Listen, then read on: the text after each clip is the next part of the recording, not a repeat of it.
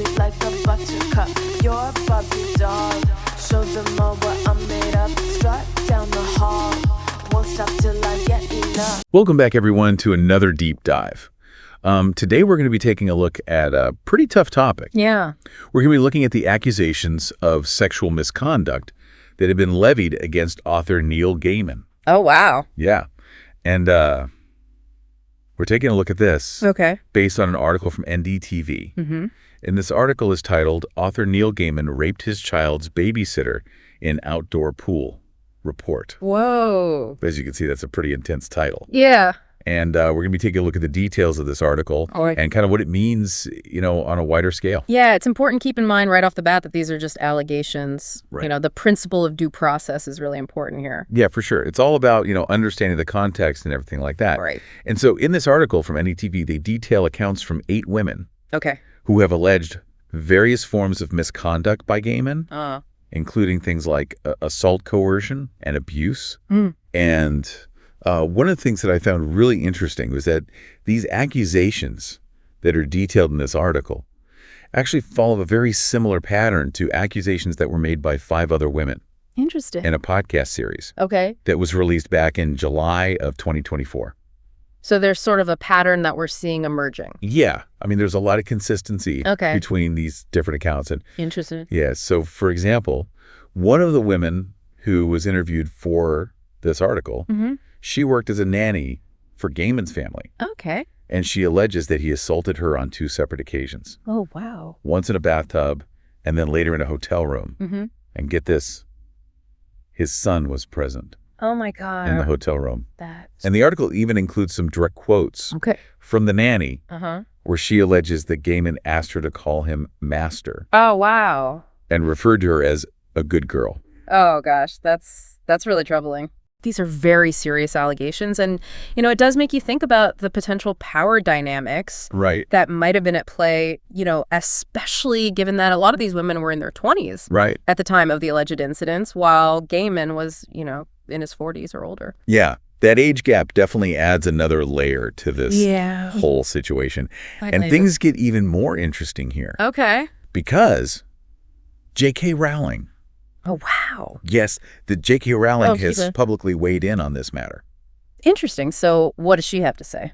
Well, she took to X, formerly known as Twitter, of course, to express her surprise at what she called the literary community's silence surrounding these accusations against Gaiman. Okay. And she didn't stop there. Rowling went on to compare this whole situation to the initially muted response that we saw to the accusations against Harvey Weinstein. Oh, wow. Bringing up Harvey Weinstein. Yeah, so for our listeners who maybe need a refresher, Harvey Weinstein was a very powerful Hollywood producer who was accused of sexual misconduct by over 80 women. Yeah, that was a huge case. It was huge. He was ultimately convicted of sexual assault and rape and is currently serving a 39-year sentence. Wow. So it's a pretty bold comparison. It's a really provocative comparison. Yeah. And I think it raises a lot of questions about how we as a society evaluate and respond to these types of allegations that are made against these public figures. Are there inconsistencies in how we perceive these types of situations depending on,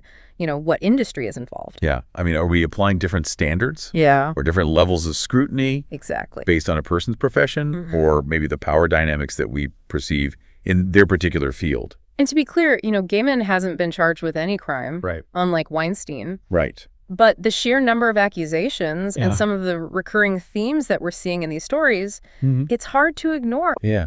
It definitely creates a certain sense of unease, I think, for a lot of people. And it kind of leaves you with the question of, okay, what do we do with this information? Like, how do we reconcile these allegations against Gaiman with his work and with our own personal views? Yeah, it's a tough question. Yeah, it really does put his fans in a tough spot. Yeah, it's hard to separate the art from the artist in a situation like this. Yeah, and that's what Rowling is getting at, right? With that comparison to Weinstein. Yeah, let's look more at that comparison to the Weinstein case. I know we touched on it before, but it deserves a closer look. Yeah, for sure. There are some interesting things to unpack there. I mean, there are some obvious parallels, right? Both of these cases involve these high-profile figures in creative fields. And they're facing multiple accusations that are really serious. But there are also some key differences. Like what? Well, for instance, Weinstein's convictions came from criminal trials, right? Right. But Gaiman hasn't even been charged with anything. That's a huge distinction. Yeah, you have to remember that. But I think Rowling's point is about more than just the legal outcomes. I think she's really talking about the initial response from their respective communities. You think so? Yeah, like maybe the literary world was slower to scrutinize Gaiman. Okay. Compared to how the film industry reacted to the Weinstein accusations. Interesting. So you're saying that our response to allegations might be influenced by things beyond the accusations themselves. What? Are we giving certain people or professions the benefit of the doubt more without even realizing it? It's an interesting thought. Okay, let's shift gears a little bit here and talk about that podcast series from July 2024. Okay. Where those 5 women first came forward. Right. With those allegations against Gaiman. I noticed that the NDTV article didn't go into much detail about those accounts. Yeah, it would be helpful to dig into those a bit more. Right. See if there are any common threads or patterns. Yeah, that's a good point. And something for our listeners to think about, too. I mean, if you zoom out and look at the big picture, this isn't just an isolated incident.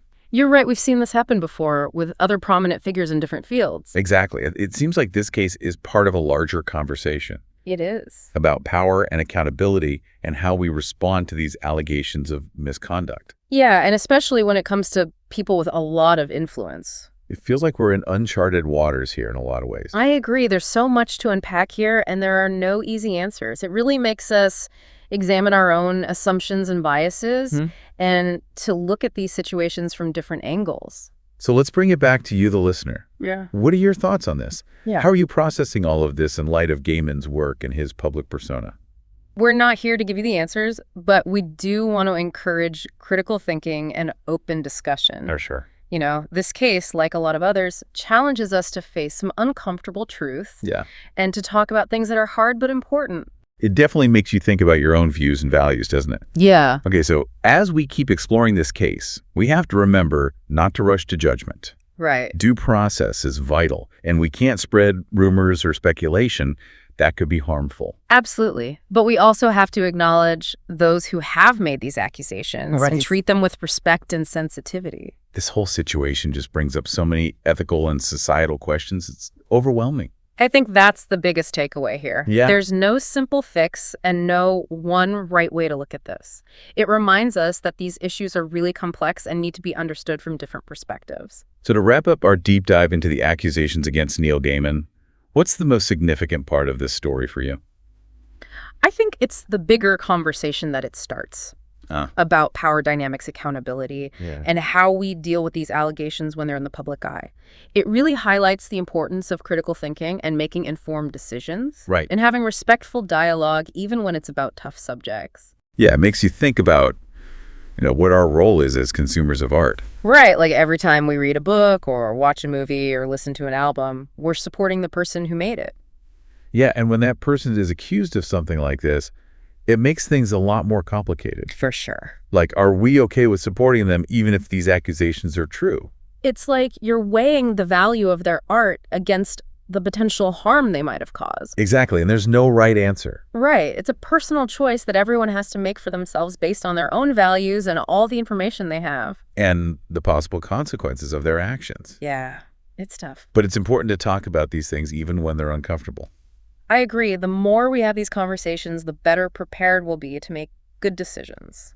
So as we wrap up our deep dive into these allegations against Neil Gaiman, I'm left feeling like there are no easy answers. Yeah. This whole thing is really messy and complicated, and it forces us to face some hard truths about ourselves and the world we live in. That's true, but maybe that's the best thing we can take away from this. What do you mean? It's a reminder to stay open-minded and to question our own assumptions. Right. And to approach these difficult conversations with empathy and understanding. Well said.